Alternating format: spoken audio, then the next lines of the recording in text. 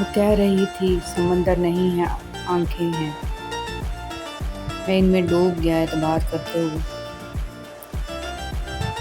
मेरे चेहरे से मेरे दर्द न पढ़ पाओगे वसी। मेरी आदत है हर बात पे मुस्कुरा देना। सारी रात की जागी आंखें कॉलेज में क्या पढ़ती होंगी।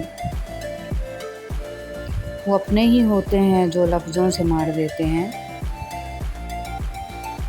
वरना गैरों को क्या खबर कि दिल किस बात पे दुखता है। तेरी याद आए तो नींद जाती रहती है, ख्वाब टूट जाते हैं अब भी तेरी याद पर। तुम्हें मालूम है जाना कि तुम भी एक कातिल हो। मेरे अंदर का एक हंसता हुआ इंसान तुमने मार डाला है। वक्त यकसा नहीं रहता, कभी सुन ले है दोस्त, कभी खुद भी रो पड़ते हैं औरों को रुलाने वाले।